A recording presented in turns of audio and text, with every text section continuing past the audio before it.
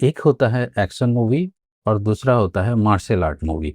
Martial art movie में क्या होता है, हम एक स्पेसिफिक डिसिप्लिन का ही एक्शन देखते हैं और एक्शन मूवी में सबका मिक्सचर होता है और उसमें सिर्फ फाइटिंग ही नहीं, दूसरा भी बहुत कुछ सीन हो सकता है। बाइक रेसिंग हो सकती है, कार रेसिंग, ब्लास्ट वगैरह सब कुछ हो सकता है। लेकिन मार्शल आर्ट मूवी में एक डिसिप्लिन दिखाया जाता है। फॉर एग्जाम्पल, जैसे टोनी जा के मूवी में हम लोग मुआय थाई देखते हैं, ब्रूस ली के मूवी में जीत कुंडो देखते हैं, जेट ली की मूवीज में उशु देखते हैं और जैकी चैन की मूवीज में ट्रेडिशनल कुंफू देखते हैं। मैं ऐसे ही एक मूवी के बारे में बात करने जा रहा हूँ जिसमें यूज हुआ है केनपो कराटे। इस मूवी का नाम है the perfect weapon. Lead role में इसके जेफ स्पीकमैन हैं और उनके कैरेक्टर का नाम भी जेफ है क्योंकि ये उनकी पहली लीडिंग रोल में मूवी थी, सो इसीलिए। और जेफ का कैरेक्टर जो होता है, वो बंदा बचपन में थोड़ा वायलेंट रहता है और अनरूली रहता है, इसीलिए घर से उसको निकाल दिया गया होता है। तो उसको डिसिप्लिन और सेल्फ कंट्रोल सिखाने के लिए उसके पापा का एक दोस्त होता है, वो जाके उसको एक केनपो स्कूल में डाल के आता है। तो वो उधर रहता है, सीखता है वर्षों तक और कई साल बाद वो उधर वापिस आता है अपने शहर में। लेकिन जब वो पहुंचता है उधर, उसका जो फादर फिगर और मेंटर रहते हैं, उसके पापा के दोस्त, उसको कोरियन माफिया जो उधर होती है उनके गुंडे मार देते हैं क्योंकि उसके लिए वो काम करने के लिए मना कर देता है। अब ये बदले के लिए उन लोगों से जूझने का प्लान करता है, लेकिन उसके सामने एक और भी चैलेंज रहता है कि उसका भाई और उसका बाप वो पुलिस में रहते हैं और वो भी इस केस की इन्वेस्टिगेशन कर रहे होते हैं। तो यही स्टोरी है। इसका स्क्रिप्ट काफी टाइट है, नो बकवास,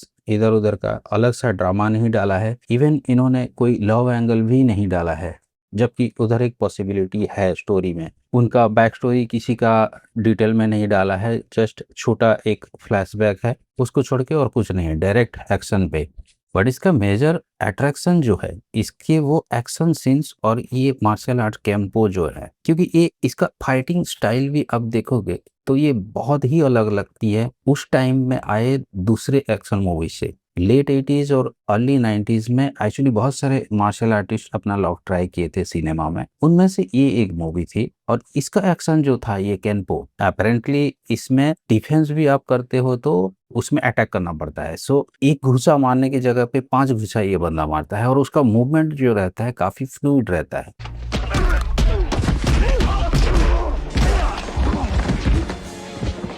जेफ स्पीकमैन खुद केनपो के प्रैक्टिशनर रहे हैं काफी यंग एज से, और बाद में कई साल तक वो वर्ल्ड केनपो फेडरेशन के प्रेसिडेंट भी रहे हैं। रियल लाइफ मार्शल आर्टिस्ट हैं, तो उनके मूवमेंट और उनका एक्शन जो सीन है उसमें अनबिलीवेबल कुछ है नहीं, वो पूरा फिट हो रहा है उनके कैरेक्टर को और उनका परफॉर्मेंस बिलीवेबल रहता है। मुझे इसके एक्शन सीन काफी स्टाइलिश, डायनामिक और ग्लोरियस लगे। कमी सिर्फ मुझे यही लगी कि ये एक्शन सीन बहुत ज्यादा नहीं है, 3 या 4 है मैक्सिमम। फिल्म के ड्यूरेशन को देखें तो और स्टोरी को देखें तो वो फिट बैठता है, लेकिन एक मार्शल आर्ट मूवी के हिसाब से और खास करके इतना इंटरेस्टिंग एक स्टाइल है, उसके लिए ऑडियंस के हिसाब से एटलीस्ट 2 और सीन डालते तो अच्छा रहता। क्लाइमेक्स पैसा वसूल है, बहुत अच्छा फाइट सीन है उसमें, और मेन विलेन के साथ और उसके गुंडे के साथ भी जो फाइट सीन है वो काफी क्रिएटिव है और देखने में मजा आ जाता है। और 90s और 80s की पूरी वाइब भी आती है उसमें से। डायलॉग